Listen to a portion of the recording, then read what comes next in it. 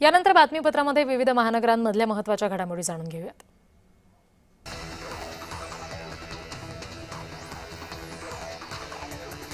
पनवेलमध्ये एसटी बसच्या चाकाखाली एका व्यक्तीने आत्महत्या केली। पोलिसांकडून मृताची ओळख पटवण्याचं काम सुरू आहे। आत्महत्येचं नेमकं कारण काय आहे याचा तपास पोलीस करतात।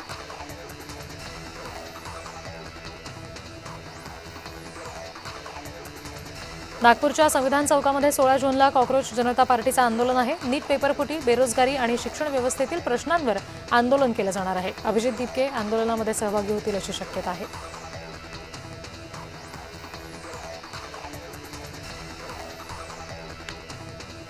पुण्यातील सिंहगड रस्त्यावरील विघ्नहर्ता गणेश मंदिरामध्ये पर्जन्ययाग यज्ञाचं आयोजन करण्यात आलं। माजी नगरसेवक सुरेश लोखंडे आणि स्थानिकांनी एकत्र येत लवकर चांगला पाऊस पडावा अशी प्रार्थना यावेळी केली।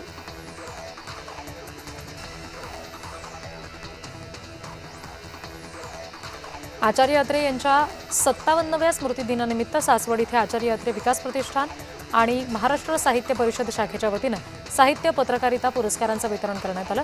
सुरेश खोपडे, दत्तात्रय केमनर आणि योगेश सोमण यांचा सन्मान यावेळी करण्यात आला।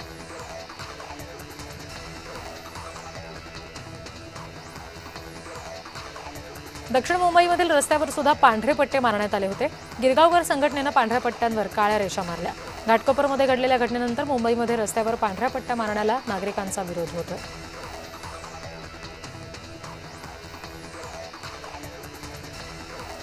अंधेरी पश्चिम येथील वर्सोवा चौपाटीवर अनधिकृत घोडागाडी राईड सुरू असल्याचा आरोप करण्यात येतोय। त्यामुळे लहान मुलांच्या सुरक्षिततेबाबत पालकांमध्ये चिंतेचं वातावरण आहे।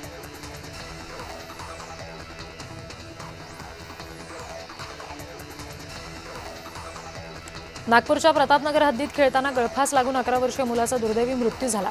मल्हार रंगारी असं मृत मुलाचं नाव आहे। घरात खेळत असताना खिडकीला बांधलेला पट्टा गळ्यात टाकला असल्याची माहिती आहे। घटनेवेळी मुलगा घरात एकटाच होता।